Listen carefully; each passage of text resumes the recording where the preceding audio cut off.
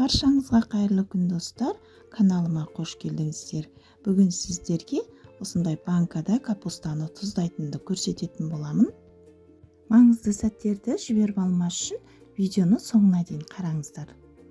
Капустамызды осылай жақсылап жуып, артық жерлерін алып тастаймыз. Сөйтіп 4 бөлікке бөліп алатын боламыз. Егер де капусталарыңыз үлкен болса, 8 бөлікке бөліп алыңыздар. Менде 2 килоға жетпейді. Мен осылай 4 бөлікке бөліп алдым.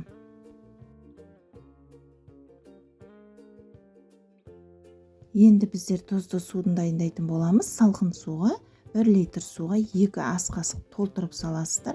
Менде 2 литр су 4 ас қасықты толтырып салып, жақсылап араластырып аламыз. Капусталарымызды осылай орналастырып аламыз. Егер де каналымда жаңа көрермен болсаңыздар, каналыма тіркеліп алыңыздар. Өте көптеген пайдалы рецепттермен бөлісіп отырамын.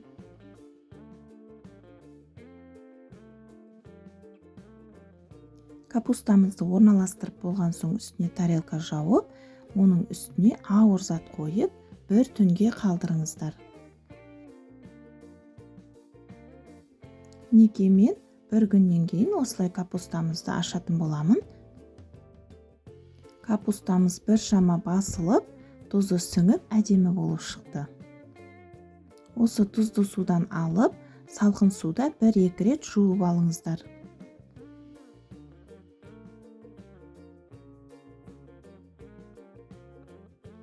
Енді капустамызға қосатын ащы тұздығымыз дайындап аламыз. Осылай мен 2 ащы бұрыш алдым, 5-6 дана полугорки бұрышы және чеснок алдым. Мен блендерден өткеретін болғандықтан осылай ұсақтап турап алдым. Егер де болгар бұрышын қосатын болсаңыздар, ащы бұрышын көбірек қосыңыздар. Менде осындай полугорки бұрыш болғандықтан 2 ащы бұрыш қостым. Блендермен өткеріп аламыз.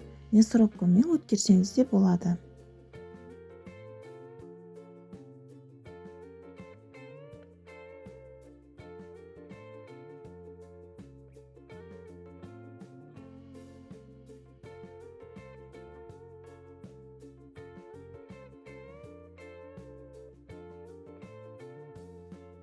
Енді тұздығымызды осындай ыдысқа құйып, үстінен 1 ас қасық тұз салып, жақсылап араластырып аламыз.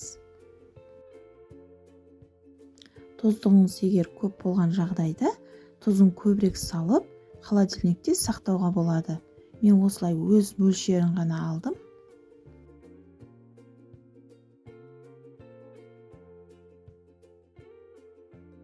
Араластырып болған соң капустамыздың әр бөлігіне осы тұздығымызды жағып шығамыз. Құрметті көрермен, осы рецепт ұнап жатқан болса, төменге өз пікірлеріңізді жазып отырыңыздар.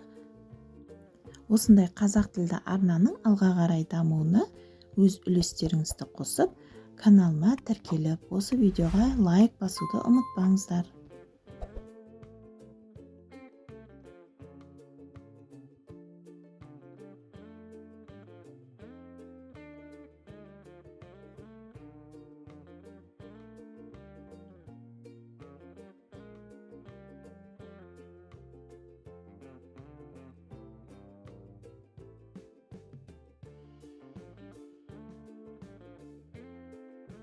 Енді банкамызға орналастырамыз. Егер де сыймай жатса, осылай бөлікке бөліп банкаңызға салсаңыз да болады.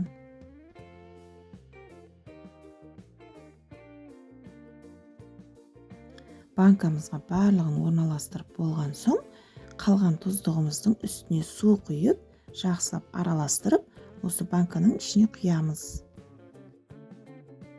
Суын өз қалағаныңызша құйсаңыз болады. Мен осылай жарты қылып құйдым. Енді осындай қақпақпен жауып, 1 күнге қойыңыздар. 1 күннен соң капустамыз дайын болады. Енді жіберсеңіздер болады. Қалғанын міндетті түрде холодильникте сақтаңыздар. капустамыз өте әдемі, жұп-жұмсақ болып шығады. Міндетті түрде жасап көріңіздер.